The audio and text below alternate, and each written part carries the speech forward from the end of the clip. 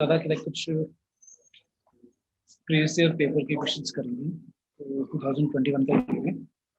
अब जैसे कुछ टॉपिक ऐसे हैं तुम्हारे पेपर में जैसे जो तुम 10th में पढ़ चुके जैसे हाइट एंड डिस्टेंस याद है एप्लीकेशन ऑफ ट्रिग्नोमेट्री पढ़ा था 10th क्लास में याद आ रहा है अभी हाइट एंड डिस्टेंस पढ़ते थे angle of elevation angle of depression याद आ रहा है यस तो उसका एक क्वेश्चन आया लेट्स से क्वेश्चन आया पेपर में एक ही पेपर के क्वेश्चंस डिस्कस कर रहा हूँ जो अभी तक हमने टॉपिक करे हैं सारे रिवाइज तो क्वेश्चन के बाद है कि to vertical poles are 150 meter apart and height of one of the tower या pole is 3 times the height of other एक पोल की जो हाइट है वो 3 टाइम्स है अदर से और बोला कि if from the middle of the line joining the feet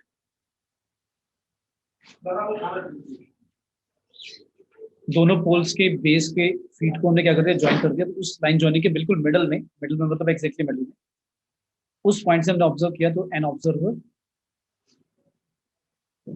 finds the angle of elevation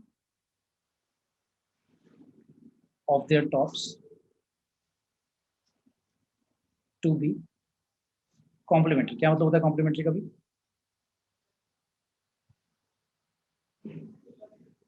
complementary का मतलब क्या है सम इक्वल टू 90 यस और हमें हाइट जो निकालनी है वो किस पोल की निकालनी है मेंशन भी कर दिया height of the let's say shorter pole की हाइट ऑफ शॉर्टर निकलने का तो फिर दोनों की निकल जाएगी बट शॉर्टर की बोलिए ऑप्शन वगैरह कुछ नहीं दे रहा मैं तो चलो ऑप्शन दे देता हूँ जल्दी से कैलकुलेशन करके फटाफट बता दो हार्डली 1 मिनट लगेगा तुम्हें A B C and D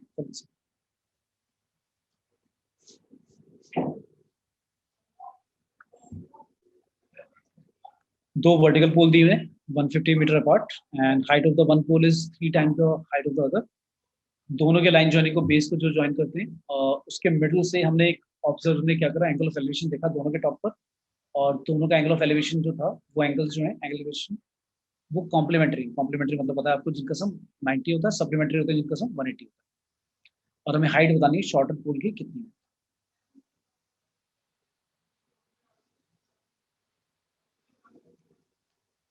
chat में जल्दी से जिसका आंसर आ रहा है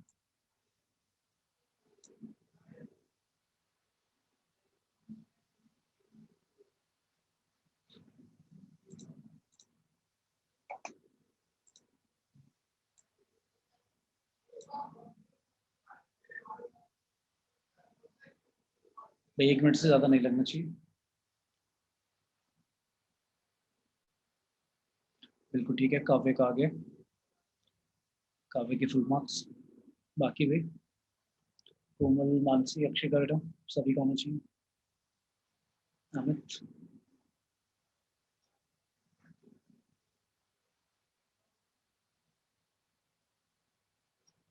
क्वेश्चन तो सभी को आगे समझ में भाई क्या पूछो हाँ आपका भी ठीक है ए बी A4 नाम क्या बेटा वैसे तुम्हारा तो नाम नहीं होगा तुम्हारा हाँ प्रिंस हरी अगेन अगेन क्या है प्रिंस हरी प्रिंस हरी यस अक्षिका का भी ठीक है भाई 2 मिनट मत लगाओ 2 मिनट से भी ज्यादा हो देंगे तो हाँ काव्य हैरी एंड अक्षिका तीनों का सही है बाकी भाई Mansi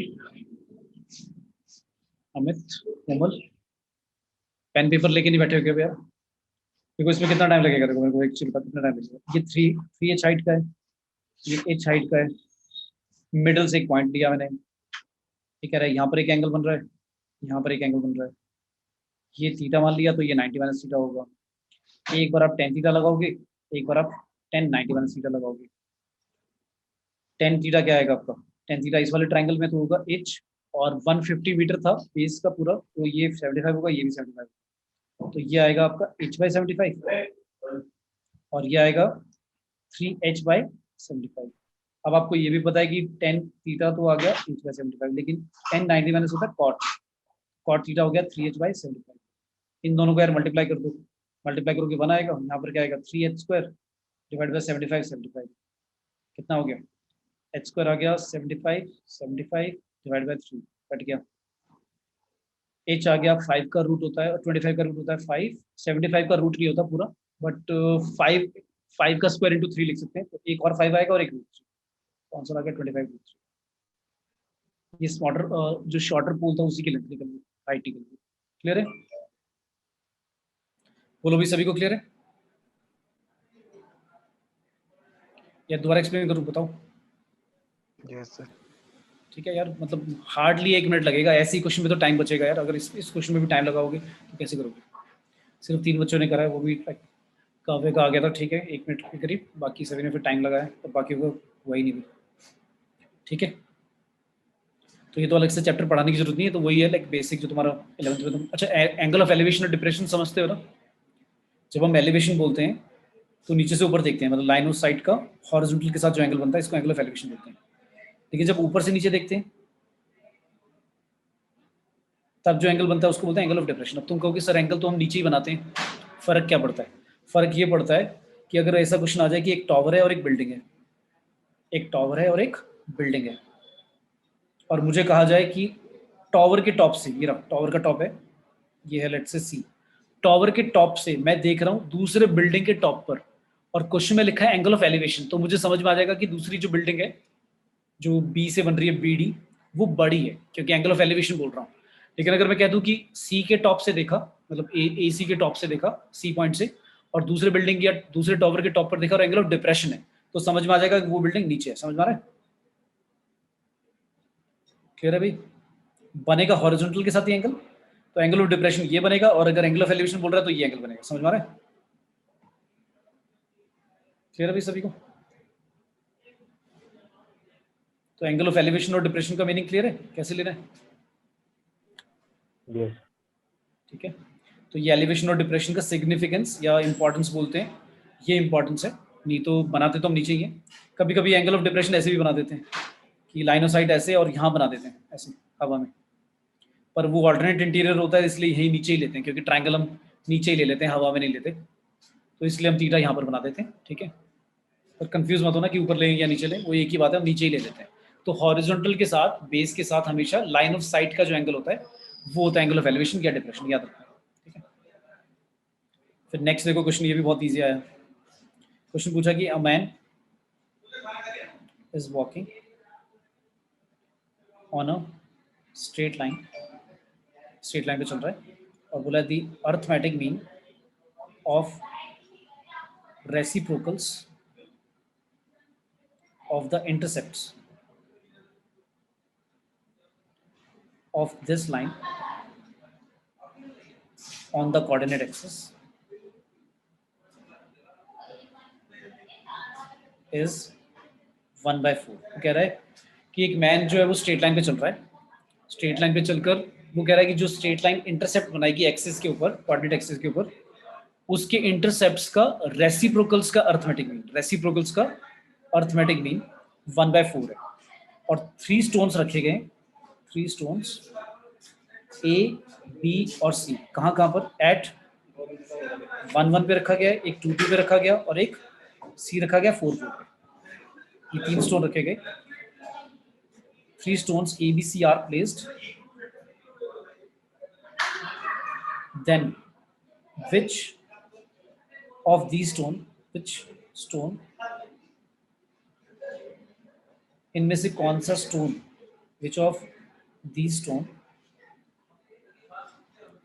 is or are on the path of man, जो मैन चल रहा है जिस स्ट्रेट लाइन के ऊपर, इनमें से कौन सा स्टोन मैन के पाथ या उस स्ट्रेट लाइन पे लाई करेगा, मतलब बेसिकली कौन सा पॉइंट उस लाइन की इक्वेशन को सेटिस्फाई करेगा जिस पे मैन चल रहा है।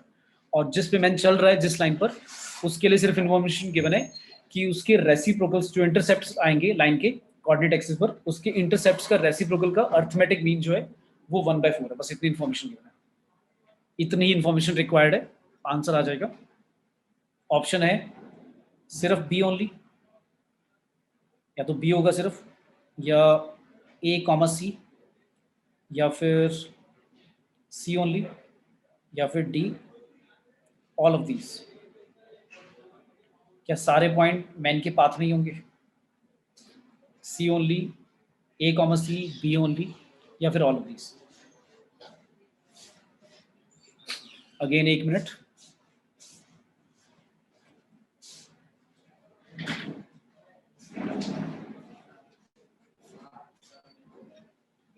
ध्यान से इंफॉर्मेशन जो गिवन है उसको प्रोसेस करो। क्या बोल रहा है?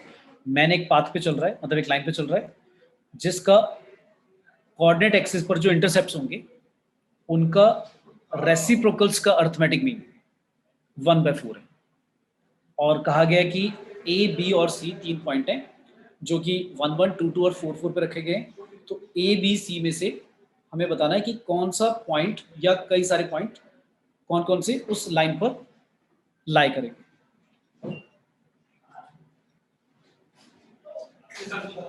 तो जैसी, चलो पहले ट्राई कर लो, 1 मिनट और देना लास्ट, फिर डिस्कस करेंगे।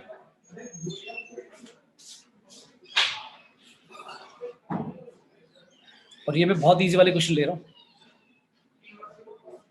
तो थोड़ा सा सोचो, आ जाएगा समझ में। बहुत इजी क्वेश्चन है।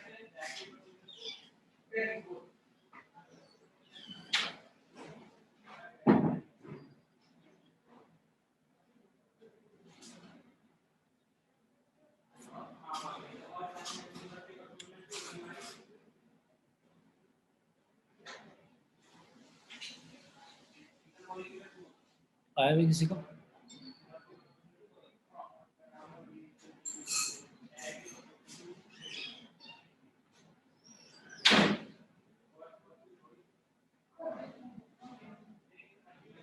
किसी का नहीं आया भाई? किसी को नहीं आ रहा समझ में क्या करना है बताओ, करूं डिस्कस?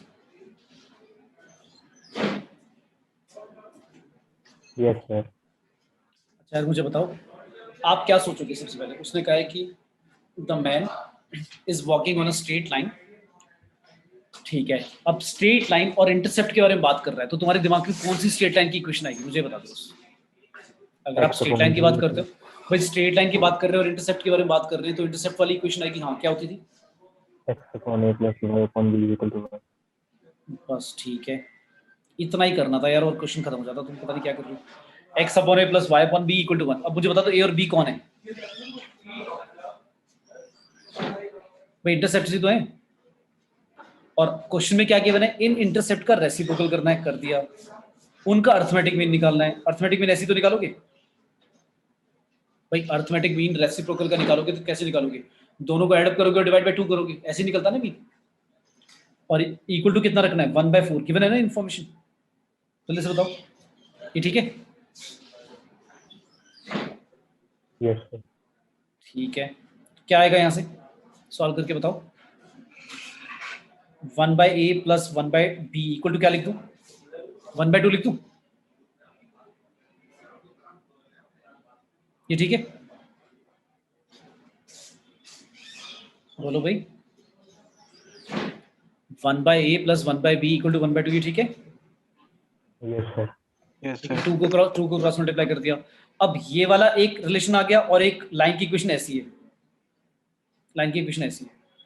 अब मुझे सोच के बताओ, पहला पॉइंट गिवन है ए, बी पॉइंट गिवन है, सी पॉइंट गिवन है। यार तीनों को सेटिस्फाई करा के चेक कर लो ना यार, क्या करोगे? पहला पॉइंट क्या है? 1 1। एक बार 1 1 इसमें डालना, क्या आएगा? 1/a plus 1/b equal to 1। क्या 1 के इक्वल है फर्स्ट इक्वेशन के अकॉर्डिंग? नहीं है ना, फॉल्स आ गया ना। तो पता लग गया कि भाई ए पॉइंट तो नहीं है। अच्छा बी पॉइंट क्या था? 2,2। 2/b is equal to 1। कितना आया आंसर? 2 कॉमन लेकर अगर मैं सॉल्व करूंगा तो 1/a plus 1/b equal to 1/2 ही तो हो जाएगा। ये तो ट्रू आ गया। तो बी पॉइंट लाई करेगा, है ना? समझ में आया? नहीं आया? क्लियर है भाई क्या किया मैंने? Yes sir. Yes sir. और 3 3 से भी तुम्हें समझ में आ रहा होगा। 3 3 था, 4 4 था? 4 से भी समझ में आ रहा होगा इक्वल नहीं आएगा, क्यों? क्योंकि 4/a plus 4/b equal to अगर 1 है तो 1/a प्लस 1/b 1/4 आ जाएगा। 1/4 तो नहीं है ना, हमारा रिलेशन जो है वो है 1/a प्लस 1/b 1/2 के इक्वल आना चाहिए। तो सिर्फ कौन सा पॉइंट लाइक रहेगा? B only, right? क्लियर है? ठीक है, आया समझ में? Yes sir. सब तो देखो, पता है क्या यार, हर क्वेश्चन में ना लाइक जैसे तुम्हें ये पता लग गया था इंटरसेप्ट वाली फॉर्म लगानी है, ये ज्यादातर बच्चों को आई थिंक आ गया को समझ में, है ना, कि इंटरसेप्ट फॉर्म लगानी है। अब कंफ्यूज हो गए तुम। अच्छा, इसमें प्रॉब्लम हुई थी क्या अर्थमेटिक मीन लेने में, या ये भी आ गया था समझ में? आ गया। अब देखो यार, अगर ये भी आ गया तुम्हें और ये भी आ गया, फिर तो तुम्हारी लाइक बेवकूफी यार कि लाइक नहीं कर पा रहे हो। अब मेरे को क्या लग रहा है, तुम ये सोचने बैठे हो कि इन दोनों ये वाला इक्वेशन लेकर और ये x/a प्लस x/b लेकर a और b कैसे निकालें, ये सोचने बैठ गए थे ना तुम।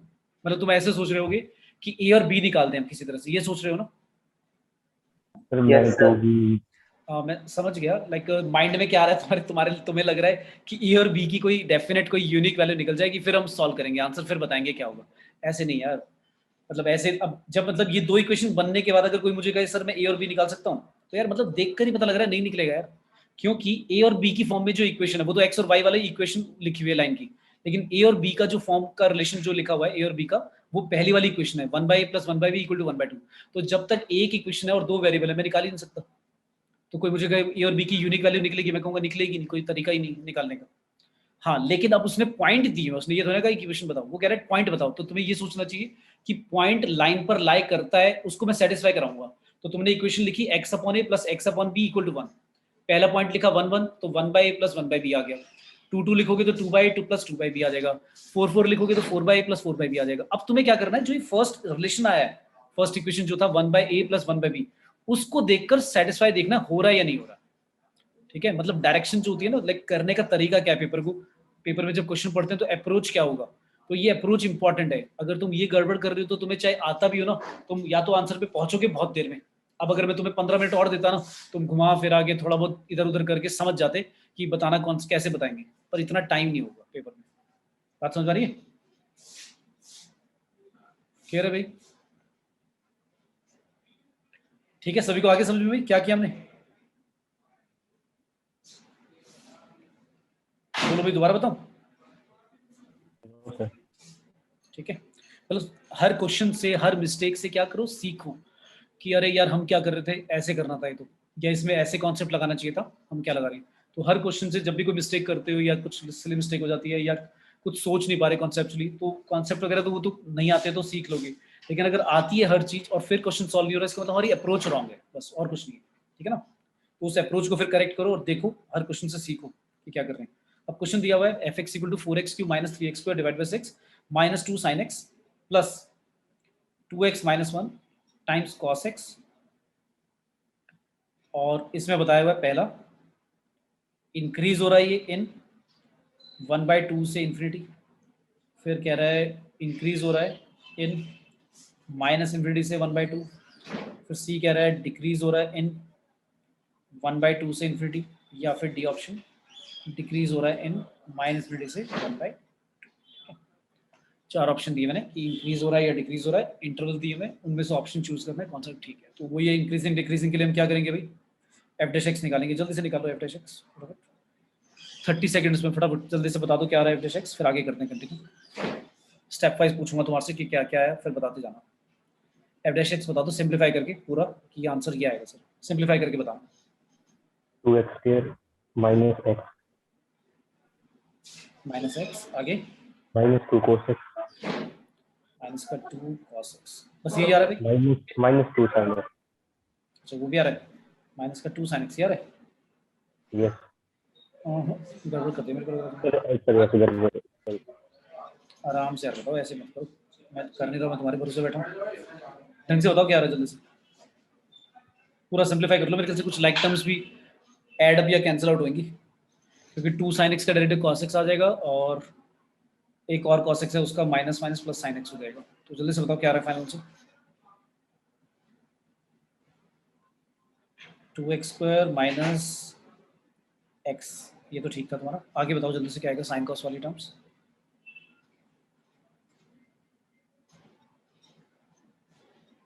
minus sin x into 2x minus minus sine x और into में 2x minus 1. 2x माइनस 1 ऐसे Yes sir. सभी का ही आ रहा है भाई।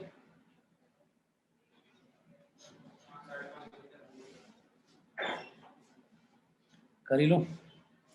12x स्क्वायर माइनस का 6x डिवाइड बाय 6 माइनस का 2 cos x प्लस का 2x माइनस 1 को बाहर रखा minus sine x cos x का और cos x को बाहर रखा तो 2x का 2 और माइनस 0। तो आंसर आ रहा है भाई 2x स्क्वायर माइनस का x माइनस का 2 cos x माइनस का 2x साइन x प्लस का साइन x और प्लस का 2 cos x। तो ये उड़ गया। तो मेरा आंसर आ रहा है, तुम्हारा ये आ रहा था क्या? ब्रैकेट ओपन करेंगे तो क्या आएगा 2x माइनस का 2x साइन x और प्लस का साइन x। हाँ ये आ रहा है, ठीक है भाई, यहाँ तक क्लियर है सभी को? अब इसके बाद बता दो और सिंप्लीफाई हो सकता है क्या? और सिंप्लीफाई होगा। हमें क्या करना होता है डेरिवेटिव निकालने के बाद क्या करते हैं हम? जल्दी से बताओ क्या करते हैं इसके बाद? जब डेरिवेटिव हम को पूरा ओपन कर लेते हैं उसके बाद क्या करते हैं? फैक्टराइज करने की कोशिश भाई नहीं, हाँ क्रिटिकल पॉइंट निकालने के लिए क्या करते हैं? फैक्टराइज करते हैं। तो फैक्टराइज करो, बताओ जल्दी से क्या आएगा इसका फैक्टराइज करके। हो भी रहा है या नहीं हो रहा? आई थिंक हो जाएगा, बताओ क्या आएगा फैक्टराइज करके।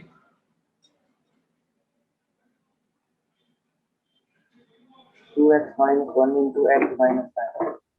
2x माइनस 1 और x minus sin x.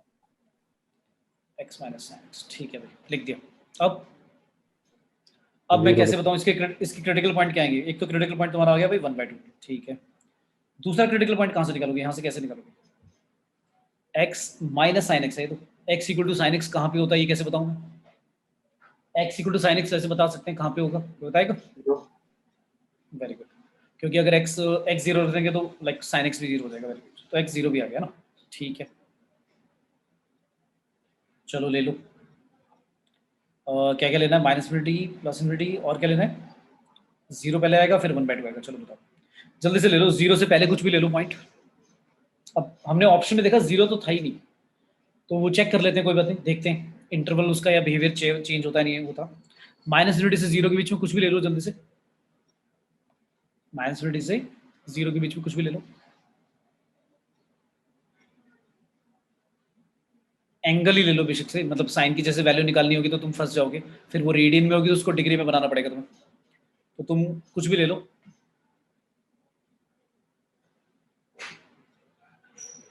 बताओ भाई माइनस का क्या ले लूं? π/6 ले लूं? 30 डिग्री ले लूं? माइनस का π/6 ले लिया। माइनस का π/6 रख के बता दो जल्दी से 2x माइनस 1 क्या आएगा? पॉजिटिव आएगा नेगेटिव आएगा? 2x माइनस 1 भाई π/6 की वैल्यू कितनी? π/6 की पहले वैल्यू बता दो कितनी होती है? π/6 होता है 3.14 डिवाइड बाय 6, हाफ, लगभग हाफ है। हाफ से कम है ज्यादा है? हाफ से थोड़ा सा ज्यादा है ना। और नेगेटिव वाला ले रहे हो, नेगेटिव वाला ले रहे हो तो ये भी नेगेटिव आएगा, ये भी नेगेटिव है, तो मतलब पता लग रहा है नेगेटिव आएगा आंसर। इसका आंसर तो नेगेटिव आ गया। और ये जो x माइनस साइन एक्स है इसका आंसर क्या आएगा? x माइनस साइन एक्स का आंसर क्या आएगा? x है आपका माइनस π/6 और माइनस माइनस प्लस हो जाएगा 1/2, क्योंकि साइन π/6 पे 1/2 होता है। इसकी वैल्यू अभी हमने करी थी, कितनी होती है? ये इन दोनों में से कौन ज्यादा है? माइनस π/6 ज्यादा है या 1/2 ज्यादा है पॉजिटिव वाला? माइनस वाला ज्यादा है। तो भाई माइनस माइनस दोनों, ये भी नेगेटिव आ रहा है आंसर, नेट नेगेटिव आ रहा है और पहले वाला भी नेगेटिव आ रहा था, तो नेगेटिव नेगेटिव क्या आएगा आंसर इसमें? पॉजिटिव आएगा, ठीक है। अच्छा अब क्या करते थे, तुम्हें याद होगा मैं ऐसे कहता था कि भाई ऑल्टरनेट साइन लेंगे, एक नेगेटिव चलेगा एक पॉजिटिव चलेगा, बट मैंने कहा था कोई हार्ड रूल नहीं है, मतलब ऐसा नहीं है कि पक्का ही होगा। स्क्वायर वगैरह में तो लाइक दोनों सेम साइन आते हैं दोनों तरफ, लेकिन यहाँ पर ये जो लिखा हुआ x माइनस साइन एक्स ये पॉलिनोमियल वाला फैक्टर नहीं है। तो अगर पॉलिनोमियल वाला फैक्टर नहीं है तो मुझे क्या करना पड़ेगा? चेक करना पड़ेगा। 0 से 1/2 के बीच में कुछ और ले लो जल्दी से। क्या ले लूँ? प्लस का π/6 ले लूँ? प्लस का π/6 ले लो। अब क्या करें जल्दी से पुट करके बताओ क्या आएगा आंसर? अगर प्लस का π/6 लिया तो पहले वाला आंसर क्या आएगा? 2x माइनस 1 पॉजिटिव आएगा नेगेटिव आएगा? पॉजिटिव आएगा या नेगेटिव आएगा? π/6 तो हाफ से बड़ा होगा। π/6 हाफ से बड़ा होगा, और हाफ से बड़ा आएगा ट्वाइस करोगे तो 1 से भी बड़ा आएगा, राइट? नहीं सर, तो है आपने ना? 0 और 1/2 के बीच में ले लिया, बाय बाय। अच्छा 0 और हाँ ये तो गड़बड़ हो गया, तो हमें लेना पड़ेगा भाई कुछ और। लो फिर क्या लें, कितना ले लें? अब π/6 से छोटा एंगल क्या लूँ मैं, बताओ क्या लूँ? कोई भी वैल्यू ले लो, लेट्स से कितना ले लें, 15 डिग्री ले लें। मतलब कम से कम मुझे ये तो पता है कि साइन 15 पॉजिटिव होता है या नेगेटिव होता है। ठीक है, ठीक है भाई। तो x माइनस साइन एक्स क्या होगा? अगर हम ले रहे हैं, कितना ले रहे हैं बताओ, कितना एंगल लूँ बोलो? 15 ले लूँ? π/12 ले रहा हूँ, π/12 ले रहा हूँ। π/12 रफली बताओ कितना होता है? 3.14 डिवाइड बाय 12 क्या होगा? किससे बड़ा होगा? 1/4 से बड़ा होगा ना थोड़ा सा, ठीक है? Yes, sir. 1/4 से थोड़ा सा बड़ा होगा, ठीक है। तो पहले तो ये बता दो 2x माइनस 1 क्या आएगा? 1/4 से थोड़ा सा बड़ा लिया और उसका ट्वाइस करा, तो हाफ से थोड़ा सा बड़ा आएगा, तो पहले वाला नेगेटिव आ गया, Yes, sir. पहले वाला नेगेटिव आ गया। दूसरे वाला बताओ क्या आएगा? दूसरे वाला क्या आएगा?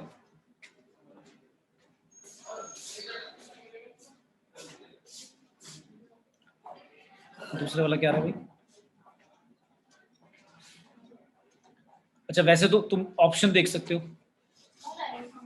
इंक्रीजिंग। अगर ये वाला नेगेटिव आ जाता है तो फिर यानी कि जो -∞ से लेकर 1/2 तक दिया हुआ है वो रॉन्ग हो जाएगा। तो जल्दी से बताओ इसका आंसर क्या रहा है? x माइनस साइन एक्स का, x माइनस साइन एक्स की वैल्यू, अगर हम x ले रहे हैं π/12, तो तुम कहोगे सर π/12 तो पता ही नहीं 15 डिग्री। साइन 15 की वैल्यू निकाल सकते हो वैसे उस मेथड से, साइन 45 माइनस 30 करके निकाल सकते हो ऐसे। 1/√2 साइन 45 की वैल्यू, फिर cos 30 लेंगे, cos 30 कितना है करूँ 3/2 है ना, फिर माइनस कर क्या करोगे cos 45 जो कि 1/√2 होगा और sin 30 1/2 होगा, तो कितना आंसर आ गया 2√2 और न्यूमरेटर में आ गया √3 - 1, 1.73 समथिंग -1 डिवाइड बाय 1 2 टाइम्स करना है 1.414 समथिंग, 0.73 डिवाइड बाय 2 टाइम्स 1.414, ये जो आंसर आएगा 1 बाय क्या था हमारा, हमें किससे चेक करना था? π/12 से चेक करना है ना। π/12 रफली कितना था? 1/4 से थोड़ा सा बड़ा है ना, यानी 0.25 से थोड़ा सा बड़ा। ये आंसर कितना आएगा? ये आंसर कितना आएगा? ये जो 0.73 लिखा है इसका डबल कितना आएगा भाई? इसका डबल कितना हो जाएगा?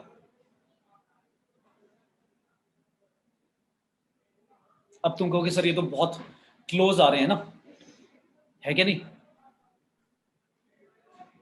है या Sir, नहीं भाई? minus. क्लोज आ रहे हैं। कितना आएगा, कितना आएगा?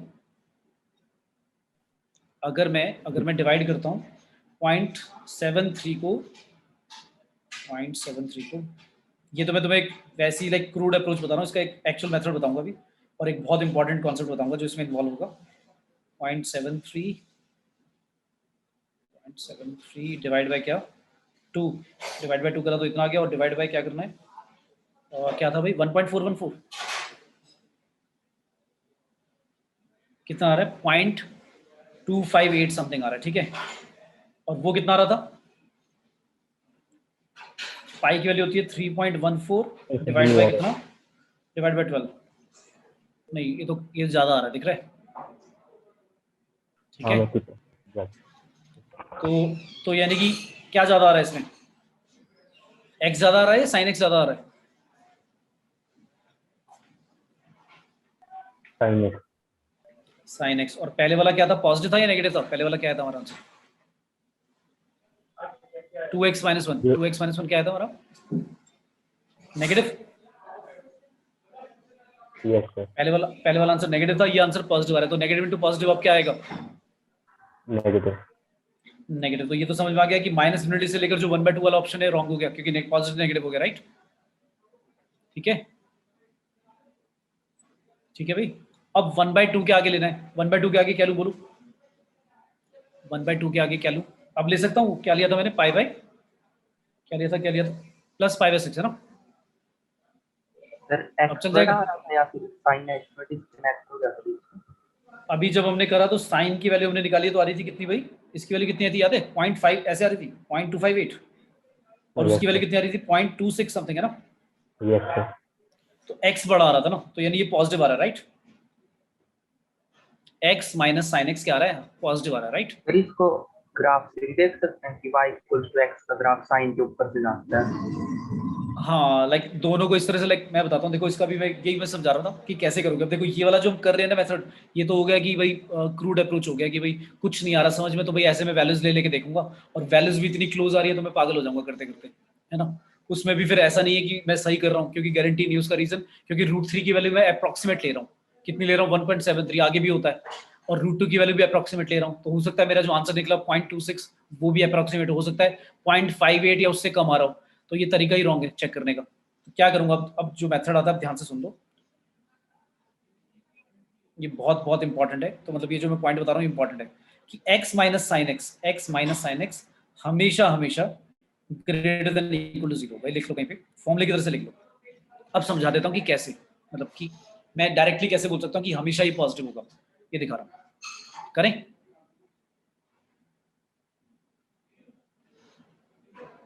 देखो अगर एक मैंने फंक्शन मान लिया x माइनस साइन एक्स, ठीक है, तो मुझे बताओ f0 की वैल्यू कितनी आएगी। अब जो बता रहा हूँ बहुत ध्यान से सुनना, f0 की वैल्यू कितनी आएगी, 0। 0 आएगी। तो ये बात समझ में आ गई कि इसका ग्राफ जो है भाई, जो भी बनेगा ग्राफ वो 0 से पास होगा, ये बात तो क्लियर हो गई। ये तो कंफर्म हो गया कि 0 ओरिजिन से क्रॉस करेगा, ये बात क्लियर हो गई। अच्छा इसका डेरिवेटिव निकालना क्या आएगा, मैं इसका बिहेवियर देखना चाह रहा हूँ, इंक्रीजिंग या डिक्रीजिंग कैसा फंक्शन है। तो एफ डैश एक्स क्या आएगा, 1 माइनस कॉस एक्स। अब मुझे बता दो 1 माइनस कॉस एक्स की वैल्यू, चाहे एक्स की वैल्यू कुछ भी ले लो, हमेशा क्या होगा, ग्रेटर देन इक्वल टू 0 होगा, हमेशा ग्रेटर देन इक्वल टू 0 होगा। क्यों, क्योंकि कॉस एक्स की वैल्यू 1 से ज्यादा कभी आएगी नहीं। तो अगर cos x की वैल्यू 1 भी ले लोगे तो 1 माइनस 1 0 आएगा, और अगर cos x की वैल्यू 1 से कम लोगे तो हमेशा एक पॉजिटिव आएगा। ये बात समझ में आई, for all x belongs to real number. ये ठीक है भाई, बोलो भाई बोलो, क्लियर है सभी को। Yes sir. अच्छा तो अब इससे क्या कंक्लूड करेंगे, ये जो मेरा एफ डैश एक्स की वैल्यू 1 माइनस कॉस एक्स आई, तो मैं ये कंक्लूड करके क्या बोल सकता हूँ कि ये फंक्शन हमेशा इंक्रीजिंग है। ये बात समझ आ गई, क्योंकि अगर F dash x always x की सभी वैल्यूज के लिए पॉजिटिव आ रहा है तो ये इंक्रीजिंग फंक्शन हो गया ना, यस सर। इंक्रीजिंग फंक्शन हो गया और 0 से पास हो रहा है, तो भाई ऐसा ही कुछ तो होगा, और क्या होगा, कुछ ऐसे जा रहा होगा, राइट। मतलब मैंने वैसी टेढ़ी मेढ़ी ऐसी कर्व बना दी, कुछ भी हो सकती है, मतलब मुझे एक्चुअल शेप से मतलब नहीं है कि एक्चुअली इसका x माइनस साइन एक्स का ग्राफ कैसे बनेगा, उससे कोई मतलब नहीं है। मुझे ये समझ में आ गया 0 से पास होगा और इंक्रीजिंग फंक्शन है, तो ऐसा ही बना सकते हो, और क्या बनाओगे, क्लियर है, ठीक है भाई। यस ये सर। वाला लॉजिक जो मैंने बताया कि 0 से पास हो रहा है और इंक्रीजिंग है always through out its domain, तो ये बात समझ में आ गई कि ग्राफ ऐसा ही बन सकता है और कैसा नहीं बन सकता, और कुछ बनाओगे तो गड़बड़ हो जाएगी। बात समझ आ गई, बोलो भाई यस और नो, यस ठीक है। सर। अच्छा अब मुझे बताओ जब x नेगेटिव है, ग्राफ में x नेगेटिव है, व्हेन x नेगेटिव है, जब दिख रहा होगा तुम्हें, ये वाला पोर्शन की बात कर रहा हूँ मैं, जो नीचे है, ये वाला नीचे वाला पोर्शन, यहाँ पर x की वैल्यू नेगेटिव है, तो जब x की वैल्यू नेगेटिव है तो fx की वैल्यू भी क्या है, दिख रही है, 0 है ना, दिख रहा है, फंक्शन भी y की वैल्यू नेगेटिव है, और जब x पॉजिटिव हो गया तो fx भी कितना है, दिख रहा है, पॉजिटिव है, ऊपर चला गया ग्राफ, दिख गया। तो जब x नेगेटिव था तो फंक्शन की वैल्यू नेगेटिव थी, जब x पॉजिटिव था तो फंक्शन भी क्या था, पॉजिटिव था। ये बात क्लियर है, बोलो भाई, ठीक है। Yes sir. अच्छा तो मुझे अब एक चीज बता दो, मुझे अब एक चीज बता दो, मैं ये जानना चाह रहा था कि x माइनस साइन एक्स जो होगा, मैंने फॉर्मूला लिखा है डायरेक्टली, मैंने कहा ग्रेटर देन 0 ही आता है। तो अब मुझे एक चीज बता दो, अगर आप कह रहे हो कि x अगर लेस देन 0 है, अगर x लेस देन 0 है, मतलब x की वैल्यू हमने ले ली, लेट्स से क्या ले लें, x की वैल्यू क्या लें बताओ, नेगेटिव में कुछ भी ले लिया हमने, तो अगर x की वैल्यू नेगेटिव है तो आप कह रहे हो कि फंक्शन जो है f(x) क्या था, x माइनस साइन एक्स, वो हमेशा लेस देन 0 होगा। तो यहाँ से क्या आएगा, x क्या आएगा, लेस देन साइन एक्स, है ना, यानी आप कह रहे हो साइन एक्स की वैल्यू x से बड़ी होगी। अच्छा साइन एक्स की वैल्यू x से बड़ी है, लेकिन जब x नेगेटिव है, और x नेगेटिव होता है तो तुम्हें पता है वो नेगेटिव बाहर आ जाता है, याद है साइन का, यस ये सर। ठीक है। तो मैंने वो x को मॉड x बना दिया कि मतलब मैं पॉजिटिव वैल्यू कंसीडर कर रहा हूँ, और यहाँ पर भी x को ऐसे पॉजिटिव बना दिया, तो मुझे बताओ, जब आप ये हटाओगे, इनइक्वालिटी का साइन हटाओगे और नेगेटिव साइन कैंसिल करोगे तो क्या बन जाएगा? ऐसे नहीं आ जाएगा? ये ठीक है? ठीक है भाई? भाई साइन एक्स की जो वैल्यू होगी मेरी, वो हमेशा छोटी आएगी ना, सोचो एक्स से, क्योंकि साइन नेगेटिव एंगल पे नेगेटिव वैल्यू देगा और एक्स आप पहले से बोल रहे हो नेगेटिव है, तो सोच के देखो आपने क्या बोला। मतलब एक्चुअली अगर मैं इसको हटाकर एक एग्जांपल ही लेता हूँ, जो मैंने बताया वो तो फॉर्मूला लर्न कर लेना, पेपर में इतना दिमाग नहीं चलेगा ना। देखो मैंने क्या बोला, मैंने ऐसे कहा एक्स की वैल्यू नेगेटिव है, नेगेटिव एक कोई वैल्यू ले लो, लेट्स से मैंने ले लिया -5 ले लिया, तो आप ऐसे कह रहे हो ना, आप ये कह रहे हो, और जब इसको थोड़ा सा और सिंप्लीफाई करोगे तो मतलब ये कह रहे हो ना तुम, -5 less than minus sine 5, minus काट दोगे तो 5 ग्रेटर देन साइन 5, यही कह रहे हो ना? ये ठीक है? ये ठीक है भाई? इसका मतलब क्या हुआ? इसका मतलब ये हुआ कि x जो होगा वो हमेशा sin x से बड़ा होगा। मतलब आपने x की वैल्यू क्या ली? -5 ली, लेकिन अगर मैं पॉजिटिव टर्म्स में बात करूं, x की वैल्यू अगर पॉजिटिव लेता हूं तो यानी x हमेशा sin x से बड़ा होगा। ये बात ठीक है? अच्छा, अगर आप 0 से लेकर x की वैल्यू 0 से लेकर 1/2 जो आपका पॉइंट था, लेट्स से मैं 1 तक ले लेता हूं, चलो इन दोनों के बीच में ले लेता हूं। जब आप x की वैल्यू पॉजिटिव लोगे, जब आप x की वैल्यू पॉजिटिव लोगे तो fx हमेशा ग्रेटर देन 0 होगा, यानी कि x माइनस साइन x हमेशा ग्रेटर देन 0 होगा। तो अगर x पॉजिटिव है तो x हमेशा sin x से बड़ा होगा। तो ये बात समझ में आई जो मैं पहले बता रहा था कि x जो होता है हमेशा sin x से बड़ा रहेगा, चाहे आप एंगल कोई सा भी ले लो। 0 पे बस ऐसा होगा कि दोनों के दोनों क्या आ जाएंगे? इक्वल आ जाएंगे। बात समझ में आई? क्लियर है?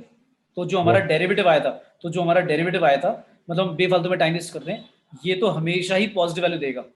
तो जब ये पॉजिटिव वैल्यू देगा तो इसका क्रिटिकल पॉइंट भी लेकर कोई फायदा नहीं है, क्योंकि उसको 0 रखकर x के लिए 0 ही आएगी जब दोनों इक्वल होंगे, है ना? तो यानी ये वैल्यू तो हमेशा ही क्या रहेगी? पॉजिटिव रहेगी। मतलब ये कभी नेगेटिव आएगा ही नहीं। तो जब ये कभी नेगेटिव आएगा ही नहीं तो अल्टीमेटली क्रिटिकल पॉइंट सिर्फ यहाँ से निकलेगा 2x - 1 से, जो कि आएगा 1/2। और 1/2 के एक बार लेफ्ट में और 1/2 के राइट में लेके देख लो क्या आ रहा है। 1/2 के लेफ्ट में लोगे तो 2x - 1 क्या आएगा? नेगेटिव, जो मैंने लिखा था नेगेटिव, और ये वाला आंसर क्या आएगा? पॉजिटिव। तो 1/2 से इन्फिनिटी तक मेरा आंसर क्या होगा? समझ में आ गया? इंक्रीजिंग होगा। क्लियर है? ठीक है भाई? तो इस क्वेश्चन में बट यही -5/6 वाले केस में तुमने माइनस लिया था। अगेन -5/6 के केस में तो हमने इसको माइनस लिया। किसको माइनस लिया था हमने? जब हमने -∞ to 0 के बीच में चेक किया था तो -5/6 लिया था, तो माइनस करके चेक। माइनस एक मिनट, समझा नहीं क्या कह रहे हो तुम? अगेन हमने जब x की वैल्यू ली थी, हमने x की वैल्यू -5/6 ली थी, ये कह रहे तुम, है ना? हाँ ठीक है, फिर x की वैल्यू -5/6 लेकर क्या आया था हमारा answer? x minus sine x positive आया था, राइट? पॉजिटिव आया था, नेगेटिव आया था? नेगेटिव है। नेगेटिव आया था हमारा। तो भी नेगेटिव पॉजिटिव हुआ था। एक मिनट। अच्छा, अगर नेगेटिव लेते हैं तो फिर नेगेटिव आता है, क्योंकि हमने यहाँ पर ये डिस्कस किया ना कि अगर हम x की वैल्यू नेगेटिव लेते हैं, कहाँ गया x की वैल्यू नेगेटिव हमारी? हाँ, ये तो कंडीशन है ना भाई, x की वैल्यू अगर हम नेगेटिव ले रहे हैं, कहाँ गई? ये, अगर आप x की वैल्यू नेगेटिव लेते हो तो हाँ fx जो होगा वो नेगेटिव वैल्यू देगा, राइट? हाँ ठीक है। तो लेकिन वो पहले वाला भी तो नेगेटिव हो गया था, फिर बात समझ में आई? पहले वाला जो आंसर तुम्हारा वो भी क्या हो गया था? नेगेटिव हो गया था। तो हाँ, तो जो मैंने लिखा है ना फॉर्मूला, उसमें एक काम करना, इसमें हम ये कंडीशन क्या लगा रहे हैं, इसमें x की वैल्यू क्या ले रहे हैं? पॉजिटिव वाली ले रहे हैं, ऐसे लिख देना। ठीक है? ठीक है, तो ये लिख लो, अगर x greater than equal to 0 है तो ये हमेशा पॉजिटिव आएगा, और अगर x लेस देन 0 है, लेस देन इक्वल टू 0 है, तो क्या आएगा फिर? हमारा नेगेटिव आंसर आएगा। क्लियर है? ठीक है भाई? ये दो कंडीशन लिख लेना। अगर आपका x लेस देन 0 है तो x माइनस साइन x क्या आएगा? नेगेटिव आएगा, और अगर x पॉजिटिव है तो x माइनस साइन x क्या आएगा? पॉजिटिव आएगा। ग्राफ बना के दिखा दूं?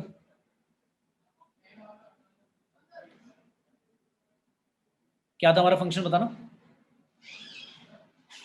y equals to x minus sine x minus sine x, sine और x। दिख गया इसका ग्राफ? दिख गया भाई सभी को?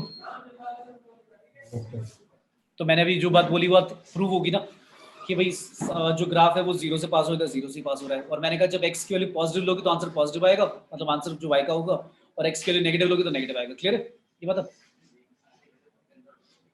तो यहां पर देखो क्या हुआ, जब आपने इंटरवल लिया था, चलो 0 भी मान लिया लेट्स से क्रिटिकल पॉइंट में, 0, 1/2 और -d और ये +d, तो देखो क्या हुआ, 2x -1 था और क्या था भाई, x - sin। चलो अब आप अगर 0 से कम कुछ भी लेते हो तो x - sin x क्या आएगा, x - sin x क्या आएगा, नेगेटिव आएगा, और 2x - 1 भी क्या आएगा, नेगेटिव आएगा। तो दो नेगेटिव नेगेटिव क्या बन जाएगा, पॉजिटिव बन जाएगा। क्लियर है। अब किसी बच्चे ने सिर्फ इतना ही देखकर कह दिया आंसर कि भाई इंक्रीजिंग है, कहां से कहां तक, -∞ से लेकर 1/2, उसने डायरेक्टली बोल दिया, उसको लगा कि भाई अब सारा इंक्रीजिंग होगा क्योंकि आगे वाला भी शायद पॉजिटिव आएगा। लेकिन अब क्या हुआ, हमने आगे जब चेक करा 0 से 1/2 के बीच में, 0 से 1/2 के बीच में कुछ भी चेक करो, कोई भी लेकर, मैंने क्या बोला, x की वैल्यू अगर आप पॉजिटिव ले रहे हो तो ये क्या आएगा, x - sin x पॉजिटिव आएगा, लेकिन 2x - 1 क्या आएगा, नेगेटिव आएगा ना। तो नेगेटिव इंटू पॉजिटिव क्या हो गया हमारा, नेगेटिव हो गया। और 1/2 के आगे 2x - 1 भी पॉजिटिव आएगा और x - sin x भी पॉजिटिव आएगा, तो इसलिए आंसर पॉजिटिव आ रहा है। तो समझ में इंक्रीजिंग कहां पर है। अब आपको कि सर पहले भी तो इंक्रीजिंग है, -∞ से लेकर 0, पर ऑप्शन नहीं है ना, ऑप्शन में तो ये वाला ऑप्शन गिवन नहीं है ना, समझ में आया? मैं ये नहीं कह रहा हूं कि इंक्रीजिंग सिर्फ 1/2 से इन्फिनिटी में, लेकिन जो ऑप्शन गिवन है उनमें से तो फिर यही ठीक होगा ना। क्लियर है। Yes, sir. ठीक है, तो ये कहीं पर ये बात यार लिख लो क्योंकि बहुत बहुत इंपॉर्टेंट है। एक दो लाइक क्वेश्चन में कहीं पर यूज हुई है क्या, x - sin x हमेशा ग्रेटर देन इक्वल टू 0 अगर x क्या है, ग्रेटर देन इक्वल टू 0 है, और x - sin x लिख लो हमेशा less than equal to 0 if x is less than equal to 0। ठीक है, ये दो बातें लिख लो, कहीं पर फॉर्मूले की तरह से लिख लो। ठीक है, क्योंकि पेपर में इतना एनालाइज करने नहीं बैठोगे ना, तो मतलब कर तो सकते हैं बट कंफ्यूजन होएगा, और एक्चुअल जो मैं वैल्यू लेकर कर रहा था उससे तो तरीका ही सही नहीं है वो, क्योंकि उसमें तो √3 √2 की वैल्यू मैं अप्रॉक्सीमेट ले रहा हूँ, तो हो सकता है गलत कर दूं मैं, क्योंकि या तो बिल्कुल ही डिफरेंट आ रही है वैल्यूज। जब हम ले रहे थे तो मैं दिख रहा था वो 0.26 आ रहा है, वो 0.258 आ रहा है, तो 0.26 और 0.258 में हो सकता है मैं अप्रॉक्सीमेशन कर रहा है इसलिए वो अलग दिख रहा है, हो सकता है वो जो मैं सोच रहा हूँ पॉजिटिव आ रहा है वो नेगेटिव आ रहा हूँ, तो वो तरीका रॉन्ग हो जाएगा फिर करने का, और उससे गलत भी आ सकता है आंसर। ठीक है, क्लियर है भाई। बोलो बेटा, किसी को कंफ्यूजन तो नहीं है। ठीक है, तो अगर मुझसे कोई कहता है कि बताओ कहां पर इंक्रीजिंग है, तो मैं कहता -∞ से लेकर 0 यूनियन 1/2 से इन्फिनिटी, और डिक्रीजिंग कहां पे है, 0 से 1/2। क्लियर है। ठीक है भाई, चले आगे।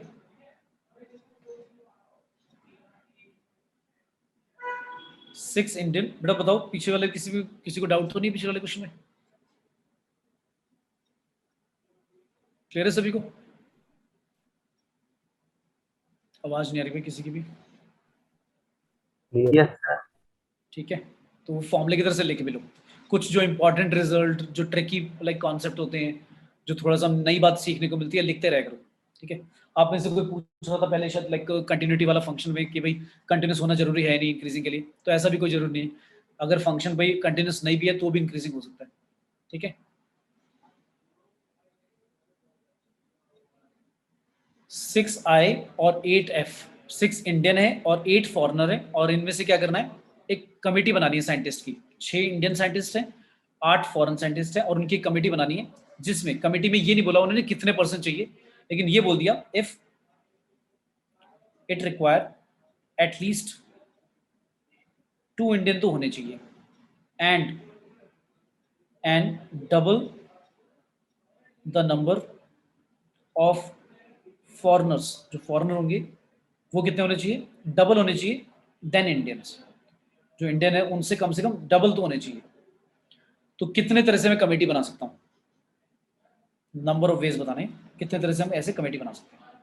तो जल्दी से बताओ क्या लिखूं, सॉल्व नहीं करना मुझे बता दो मैं क्या लिखूं, सॉल्व तो कर लोगे बस ये बता दो, कॉम्पिटिशन लगाऊं कॉम्पिटिशन लगाऊं क्या करूं। तो कह रहा है कि एक कमेटी बनानी है जिसमें कम से कम 2 इंडियन होने चाहिए, अब दो या 2 से ज्यादा आप कितने भी ले लो, लेकिन फॉरनर के लिए कंडीशन है कि फॉरनर जो होंगे वो हमेशा जितने भी आप इंडियन लोगे उससे डबल लेने, और ये नहीं बोला कि 5 की कमेटी बनानी है 6 की कमेटी बनानी है, बस ये कंडीशन दिया है। तो कैसे स्टार्ट करें, पहले कितने इंडियन ले लूं, पहले फर्स्ट केस बनाऊंगा ना, कितने इंडियन ले लूं, 2.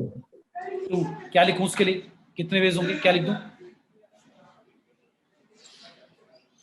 कोई बात नहीं मानसी बेटा, कोई बात नहीं। हाँ बताओ भाई क्या लिखूं, अगर 6 में से 2 इंडियन को क्या करना है, सेलेक्ट करना है, तो कितने वेज होंगे, यार ऐसी क्वेश्चन तो टाइम बचाएंगे तुम्हारा और इधर टाइम खराब कर रहे हो तुम। पूछ सकते हो बोलो। 6C2 अब 6C2 के साथ बता दो 8C कितना लिख दूं? 4 8C4। अब ये बता दो इनको ऐड करूं या मल्टीप्लाई करूं? सोच समझ के बोलना एक ही बार में, मल्टीप्लाई या ऐड? ऐड कर दी ना तुमने यार गड़बड़ वाली बात। अरे यार एक कमेटी जो बनानी थी उसमें 2 इंडियन और 4 2 गुने क्या करने, फॉरेनर लेने। तो पूरी कमेटी जब तक नहीं बनती तब तक तो मैं मल्टीप्लाई करूंगा यार, ऐड क्यों कर दूंगा? उसने ये तो मतलब ना कहा कि आप दो। ने और बाकी के 4। एक बात सुनो, जब आप कमेटी बना रहे हो उसमें ये कहा गया कि 2 इंडियन लेने कम से कम और डबल लेने क्या, फॉरेनर। तो वो जो डबल फॉरेनर है वो उसी कमेटी का ही पार्ट है ना बेटा।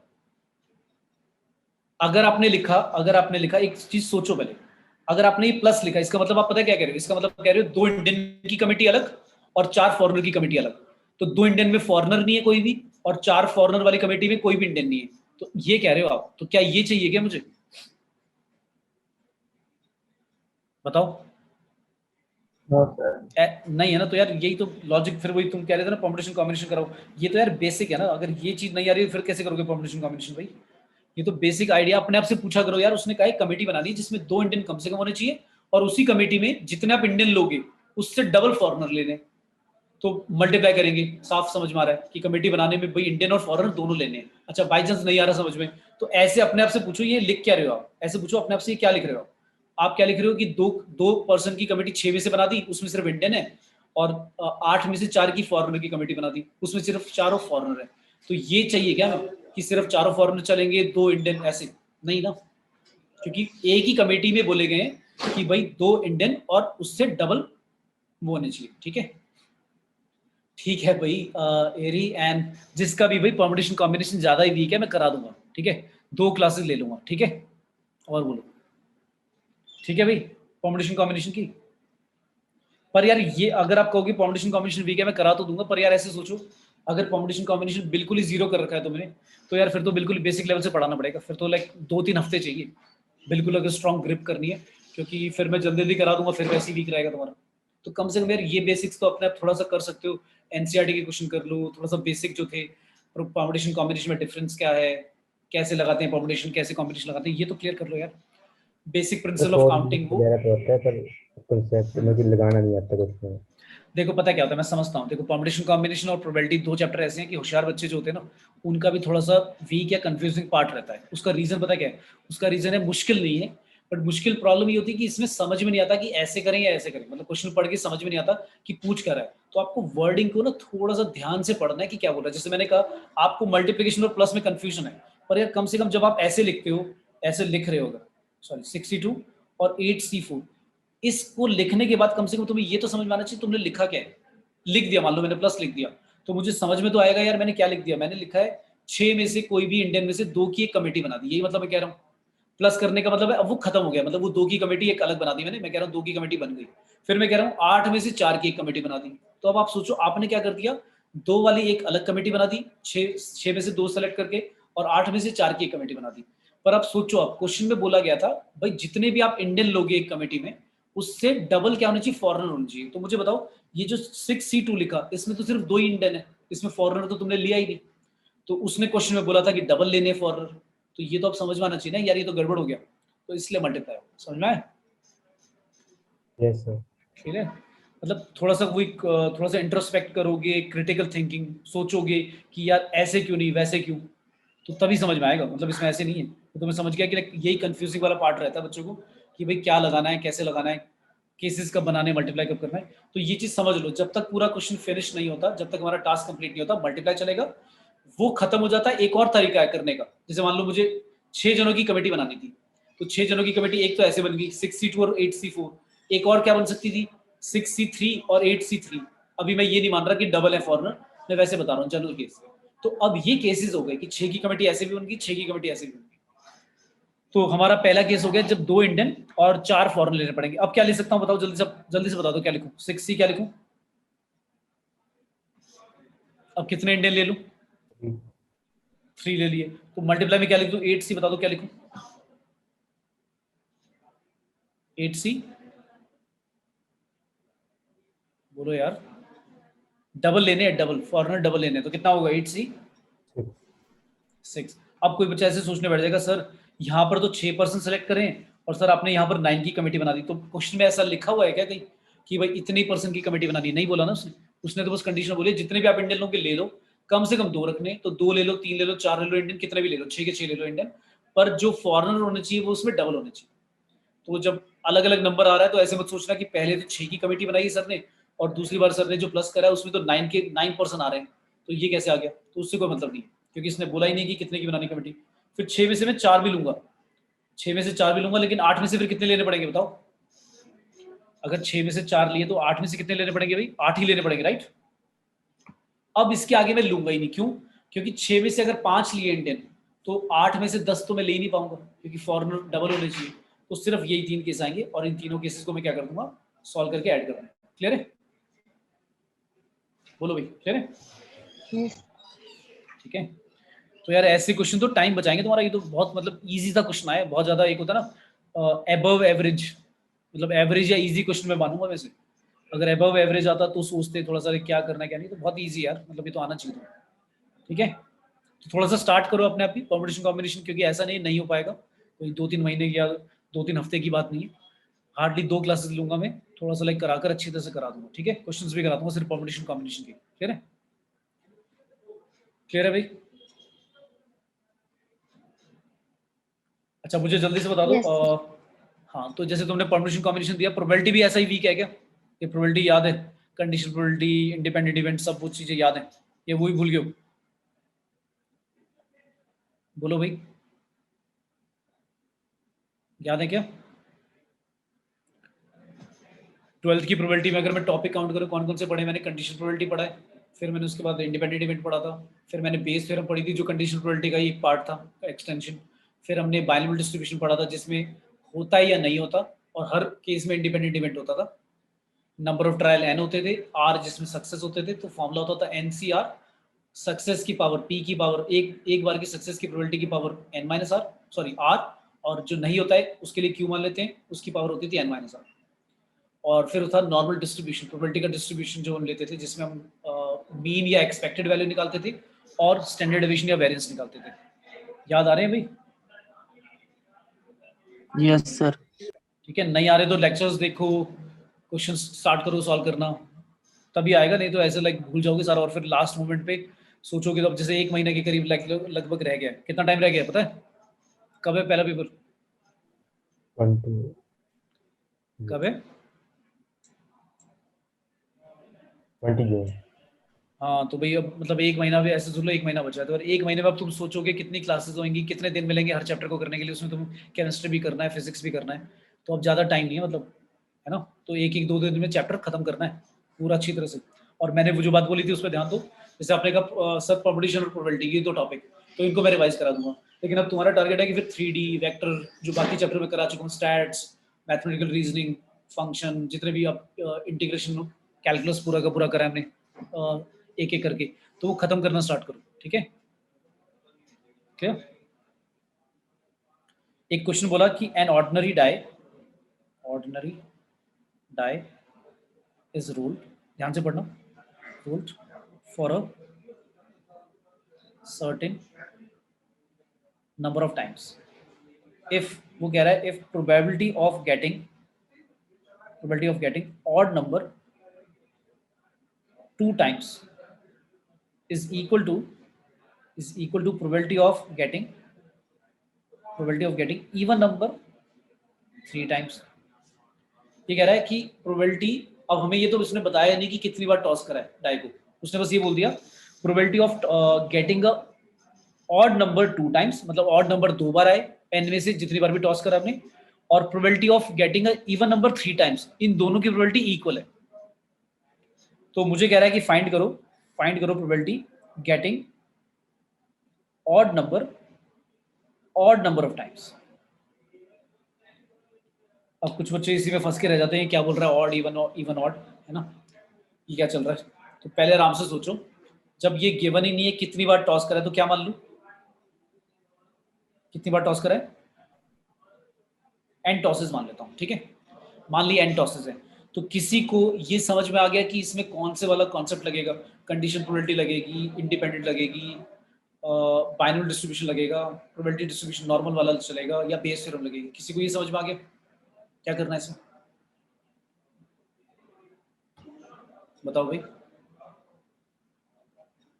किसी को समझ में आया कि लगाना क्या इसमें?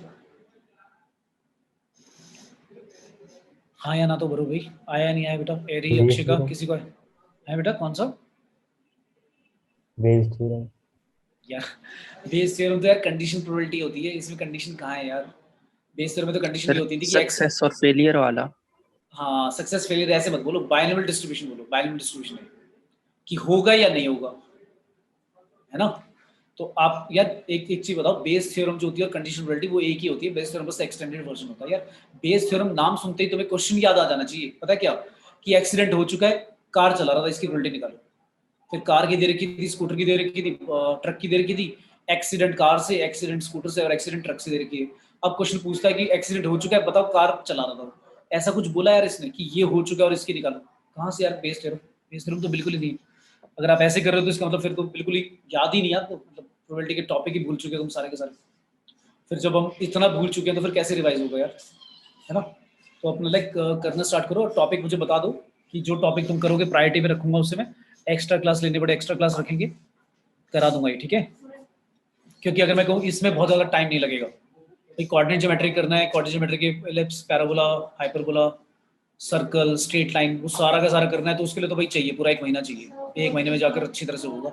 तो इसलिए मैंने बोला टॉपिक बीच में भी छोड़ भी दिया था कि इतने सारे फॉर्मूले, इतने सारे कॉन्सेप्ट, मान लो एक क्वेश्चन आएगा, उसके लिए मैं तुम्हारा अभी 2 हफ्ते निकालूंगी, 3 हफ्ते क्लासेस में, तो कोई फायदा नहीं है। लेकिन परम्यूटेशन कॉम्बिनेशन प्रोबेबिलिटी इतना टाइम नहीं लगेगा, हार्डली 2 दिन ढंग से बैठ जाओ तो लाइक 2 क्लासेस लेकर मैं करा दूंगा, घर पे प्रैक्टिस कर लो, आ जाएगा, कुछ इतना मुश्किल नहीं है, ठीक है? क्लियर है? तो ये कह रहा है क्योंकि भाई जैसे अभी किसने बोला, किसने बोला था भाई, काफी ने बोला था आई थिंक, कि भाई वो लगेगा सक्सेस फेलियर वाला। बिल्कुल ठीक है, मतलब या तो देखो ऑड आएगा यही बनाएगा, 2 ही बातें होंगी। और हर टॉस में बाइनोमियल डिस्ट्रीब्यूशन का पता है क्या होता था फंडा, कि हर ट्रायल में क्या होता था, जो इवेंट्स की प्रोबेबिलिटी वो सेम रहती थी, मतलब चेंज नहीं होती, इंडिपेंडेंट होती है। तो आप कह रहे हो getting a odd number 2 time, तो ऑड आने की प्रोबेबिलिटी कितनी है? 1/2। उसकी पावर कितनी? 2। क्यों? क्योंकि आप कह रहे हो 2 आने चाहिए। तो नहीं आने की प्रोबेबिलिटी क्या होगी? नहीं आने की भी 1/2। क्यों? क्योंकि भाई एक मिनट, हाँ, क्योंकि इवन नंबर भी 3 होते हैं भाई। 1/2 मैंने इसलिए लिखा है क्योंकि ऑड नंबर 1 3 5 होता है, 3/6। इवन नंबर भी 2 4 6 होता है, वो भी 3/6 1/2। तो आने की प्रोबेबिलिटी, ऑड नंबर की प्रोबेबिलिटी 1/2 और उसकी पावर r, ये फॉर्मूला था देखो, NCR, P की पावर r, Q की और n माइनस r। P होता है सक्सेस जो आपको चाहिए, Q होता है फेलियर। तो सक्सेस की पावर जितनी चाहिए, कितनी बार चाहिए? ऑड नंबर चाहिए 2 बार, तो पावर 2। और 1/2 मतलब नहीं आए, नहीं आए उसकी पावर भी कितनी होगी? n-2 होगी। क्यों? क्योंकि n-r। और साथ में क्या आएगा? NC2 आएगा, क्योंकि आपको 2 सक्सेस चाहिए। इक्वल टू में आप कह रहे हो getting a even number, even number की आने की प्रोबेबिलिटी कितनी है? 1/2। उसकी पावर में कितना चाहिए मुझे? 3। क्यों? क्योंकि 3 कह रहा है, 3 आने चाहिए इवन नंबर। और नहीं आए इवन नंबर, ऑड नंबर आए, उसकी प्रोबेबिलिटी भी 1/2, लेकिन इस बार पावर क्या आएगी? n-3। क्यों? क्योंकि n-r और साथ में NC3। ये ठीक है? अब देखो कितना इजी क्वेश्चन था, बस ये बाइनोमियल डिस्ट्रीब्यूशन वाला मैंने फॉर्मूला लिखा, तुम्हें ये समझ में आ गया होगा। ये तो पावर टोटल मिलाकर n ही हो जाएंगी। क्यों? क्योंकि 1/2 की पावर n-2 + 2 करोगे n आ जाएगा। राइट साइड पे 1/2 की पावर n-3 + 3 करोगे, ये भी n आ जाएगा। तो दोनों तो कट गए, तो क्या आ गया तुम्हारा? देखो कितना इजी हो गया क्वेश्चन। NC2 = NC3। तुम्हें ये भी याद होगा ये दोनों इक्वल नहीं है, लेकिन फिर भी इक्वल है, तो इसका क्या कंक्लूजन निकलता है कि n की वैल्यू क्या होगी? 5 होगी, राइट? ये समझ आया? खत्म हो गया क्वेश्चन। वो क्या, अब वो क्वेश्चन कह रहा था ऑड नंबर ऑफ टाइम्स आए। 5 बार अगर टॉस करा है तो ऑड नंबर ऑफ टाइम्स मतलब 1 बार आ सकता है, 3 बार आ सकता है, या फिर 5 बार आ सकता है। तो ऑड नंबर की प्रोबेबिलिटी है 1/2, उसकी पावर 1। इवन नंबर की प्रोबेबिलिटी भी 1/2, लेकिन 5 - 1 यानी कि 4। फिर दोबारा 1/2 की पावर कितनी? 3 बार आए, 3। और 1/2 की पावर दूसरी क्या आएगी? 2, क्योंकि टोटल 5 है। और यहाँ पर 1/2 की पावर 5, दूसरे वाले 1/2 की पावर 0 लिखो या 1 लिखो, एक ही बात है। लेकिन साथ में बाइनोमियल कोएफिशिएंट भी आएगा। क्या क्या? इधर आएगा 5C1, इधर आएगा 5C3 और इधर आएगा 5C5। आगे समझ में? बोलो भाई। Yes sir. ठीक है, तो यार बहुत मुश्किल नहीं है, मतलब ऐसा है कि ये तो मतलब जो टॉपिक प्रोबेबिलिटी और कॉम्बिनेशन अगर तुमने बोर्ड लेवल पर भी करा हुआ है, बोर्ड लेवल पे भी करा है, तो मैं कह रहा हूँ तुम्हारा 70 to 80% प्रिपेयर्ड है। मतलब 10 में से 6-7 सवाल पक्का निकल जाएंगे तुम्हारे, अगर तुमने बोर्ड लेवल पे भी करा हुआ है। ठीक है, क्लियर है भाई? कॉम्पिटिशन में एक सर्कुलर कॉम्पिटिशन है जो शायद तुमने बोर्ड में लाइक स्कूल में नहीं पढ़ा होगा, एक वाला टॉपिक हो गया, थोड़े से और टेढ़े मेढ़े क्वेश्चन आ जाते हैं, बाकी कुछ ऐसा नहीं। ऐसी प्रोबेबिलिटी तो मतलब सोचो तुम अगर एनसीईआरटी लेवल पर भी ढंग से करा हुआ है, तुम्हारा 80% प्रिपेयर्ड है। 80% प्रोबेबिलिटी में तो है ही नहीं ज़्यादा कुछ, एडवांस में भी नहीं आता इतना कोई इधर उधर से। यही जो condition probability, independent event, question को ट्विस्ट करके कैलकुलेशन टफ बना देगा, बट यही टॉपिक है, कुछ अलग से नहीं है इसमें। ठीक है, तो नेक्स्ट क्लास में काम करना, परमुटेशन कॉम्बिनेशन रिवाइज करके रखना, जितना कर चुके हो उसको और थोड़ा सा पढ़ना, ताकि नेक्स्ट क्लास में जब मैं लूँ तो जल्दी जल्दी पिक कर पाओ। ठीक है, समझना है? यस ठीक है बेटा, चलो चलो, थैंक यू ऑल। एंड इसी तरह से क्वेश्चन लाइक प्रैक्टिस करेंगे, तो अपने लाइक टॉपिक प्रिपेयर्ड रखो, जो जो मैंने बोले थे, जो लाइक अच्छी तरह से कर चुके हो आप उनको अच्छी तरह से रिवाइज करके खत्म करो। ठीक है, ओके बेटा, thank you all. Thank you sir. Thank you sir.